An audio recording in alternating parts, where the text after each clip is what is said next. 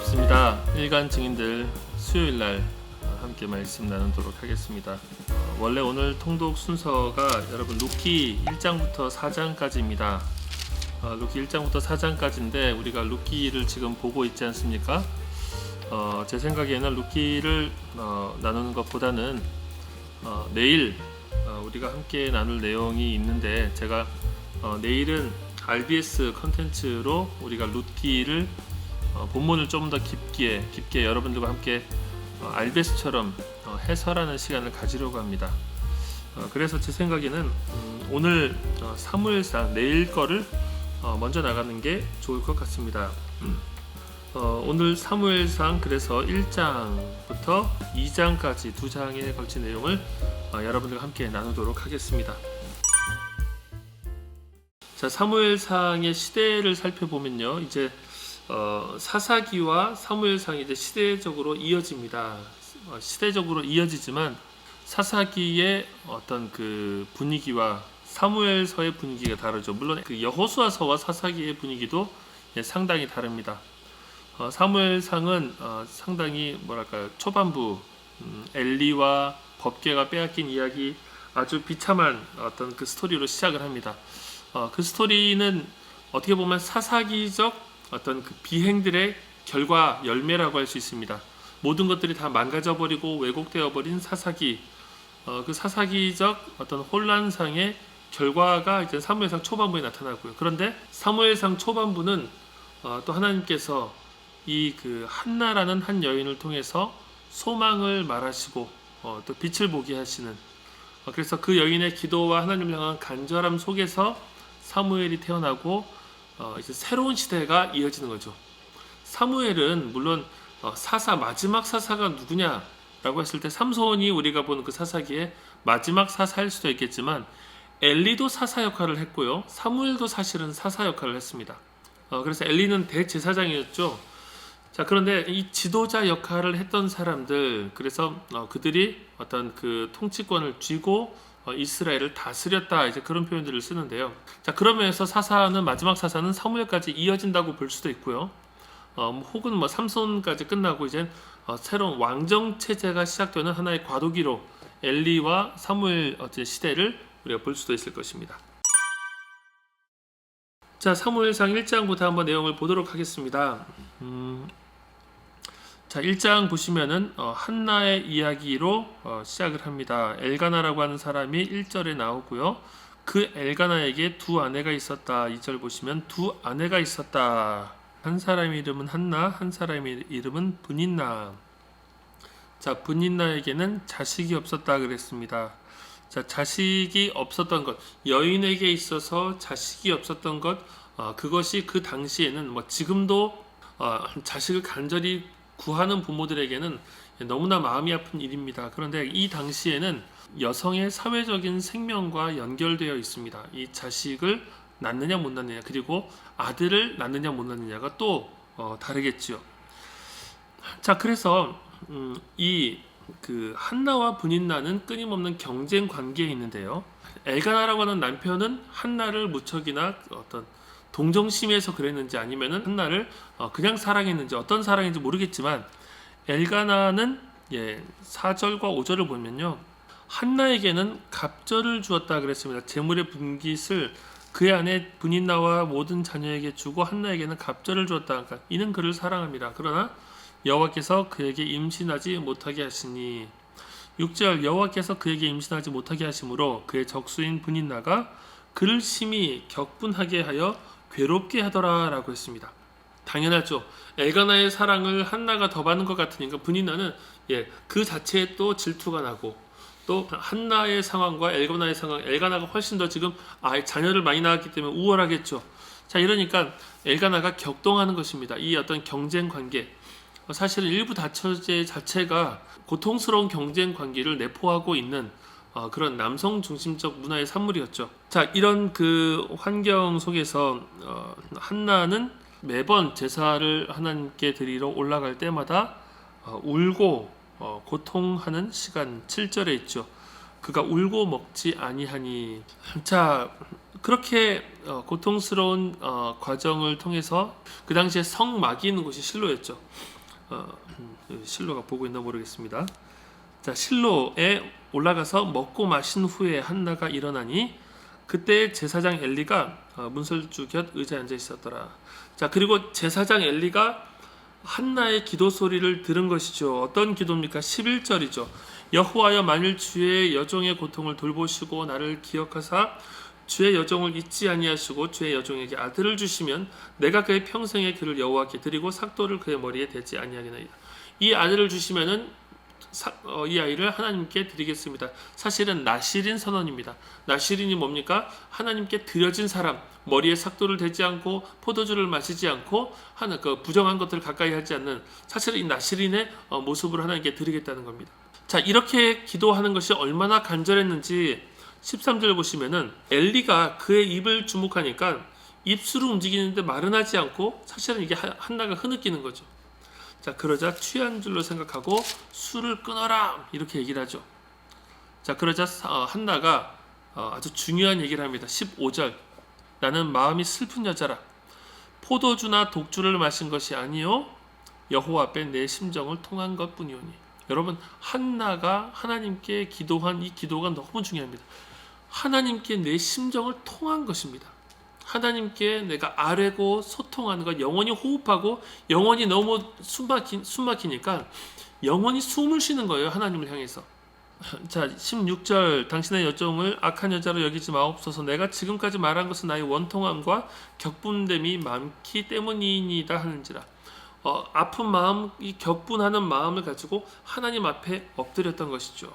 자, 그때 엘리가 평안히 가라. 이스라엘 하나님이 내가 기도하여 구한 것을 허락하시길 원하노라. 자, 그리고 나서 19절 보시면은 중요한 말씀이 있죠. 여호와께서 그를 생각하신지라. 마음이 통하고 나서 하나님께서 그 상황을 응답으로 해결해 주시는 거예요. 여호와께서 그를 생각하신지라. 그리고 그가 아들을 낳고 하나님께서 이 주신 아들의 이름을 사무엘이라라고 이름을 붙이죠. 이 사무엘은 그 원어상 두 가지 방식으로 해석이 됩니다. 어떤 쉔이라고 하는 이 단어, 이걸 가지고 이름이라고 볼 수도 있고요. 듣다라는 그 동사로도 볼 수 있습니다. 그래서 name of God이라든지 heard by God이 될 수 있겠죠. 하나님께 들은 바 되었다라는 이름이 저는 조금 더 가깝지 않나 생각을 합니다. 자, 어쨌든 하나님께서 들어주셨다. 이는 내가 여호와께 그를 구하였다. 이 이름이 이럴 때 좀 연결이 되죠. 내가 여호와께 구하였고 하나님께서 들으셨다. 자, 그리고 나서 젖될 때가 되어서, 여러분 젖될 때는 제가 시편 131편 설교할 때 나눴는데요. 젖될 때는 대략 36개월 전후, 우리나라 나이로 3살, 4살, 4살, 5살이겠죠. 전후가 됩니다. 자, 젖이 뜰 때, 이때가 가장 이쁘고 사실은 말도 안 듣고 그렇습니다. 근데 이때 이젠 이 아이를 하나님께 바쳐서 엘리 제사장 옆에서 이제 수종들게 하는 것이죠. 28절이죠. 그러므로 나도 그를 여호와께 드리되 그의 평생을 여호와께 드리나이다 하고 그가 거기서 여호와께 경배하니라. 여러분, 참 이 한나의 이 간절함이 우리 안에서 좀 생각할 것들이 있습니다. 아들을 그토록 원했고 아들을 통해서 이 억울함을 해결받기를 원했는데요. 여러분, 한나는 아들을 받음으로 분인나보다 우월한 위치에 서가지고 그 구조 속에서 분인나를 억압하기를 원한 것이 아니라 하나님께서 자신의 상황 속에 숨통을 내주시기를 원했고, 하나님과 통했다는 것을 그가 확인하고, 그것이 가장 중요했던. 그래서 주님, 아들 주시면 제가 아들 주님께 드리겠습니다, 이렇게 얘기하는 거예요. 아들이 필요한 것이 아니라 하나님 자신이 필요했던 거예요. 여러분, 우리가 생활을 하면서도 마찬가지입니다. 우리의 기도 응답이 필요할 때 여러분 간절하게 구하는 것이 이 응답 자체인지 응답하시는 하나님의 마음인지를 우리가 물어봐야 돼요. 조금 더 쉽게 얘기하면은 하나님이 주시는 선물에 관심이 있는지 하나님 자신에 관심이 있는지, 이게 그 존 파이퍼의 그 하나님께 굶주리다 그 책에 나와 있는 내용의 핵심입니다. 하나님께서 주시는 것보다도 하나님 자신에 대한 관심을 우리가 갖는 것. 그래서 지금 여러분 보시면은 한나가 그 기도응답이 되지 않는 이 상황, 쉽게 말하면은 기도응답의 결핍이죠. 기도응답의 부재죠. 이 기도응답의 부재의 상황이 하나님을 더 갈망하게 만드는 거예요. 하나님을 더 갈망하게 만들고 하나님과 통하면 사실은 그뿐입니다. 주님. 그래서 이 아들을 하나님께 드리는데 아무런 불만이 없는 거예요. 자, 2장으로 가시면 한나의 기도가 나옵니다. 한나의 기도 10절까지죠. 한나의 기도의 핵심은 6절과 7절입니다. 간단하게 보자면은 여호와는 죽이기도 하시고 살리기도 하시며 스올에 내리기도 하시고 거기에서 올리기도 하시는도다. 여호와는 가난하게도 하시고 부하게도 하시며 낮추게도 하시고 높이기도 하시는도다. 한나가 하나님을 발견한 것입니다. 교만하지 말아라 모든 사람들아, 하나님을 발견한 것이죠. 하나님께서 낮추시고 하나님께서 높이시는 분이시다라는 것. 자, 이 한나의 기도와 여러분 1장과 2장을 보십시오. 위대한 이 다윗의 스토리가 들어있는 사무엘서가 그 당시 남성 중심의 기록이라는 것을 생각했을 때 한나의 스토리로 출발을 하고 있어요. 한나의 이 아이를 낳지 못하는 한 여인의 기구한 슬픈 스토리로부터 출발합니다. 그래서 제가 한번 이 설교 때는 나눴지만 이 1장과 2장은 나중에 이제 그 엘리의 두 아들 이야기도 나오지만 아주 어둡고 비참한 사사기적 참상이 그대로 이어집니다. 근데 그때 이 당시의 시대가 가지고 있는 이 비참상을 어떻게 보면은 이 한 여인의 이 불임의 삶을 통하여서 나타내고 있는 거예요. 아이를 낳지 못하는 한 여인의 고통스러운 삶 속에서 그 당시의 시대, 불임의 시대, 이 배런이라고 하죠. 이 배런의 시대를 보여주는 거죠. 이 고통 속에서 하나님은 이 여인에게 응답하시고 이 여인을 생각하시고 그리고 이 시대를 생각하신다는 걸 보여주는 겁니다. 그 고통 속에서 탄생한 아들이 사무엘, 하나님께서 그를 통해서 이 시대를 회복하시는 것이죠.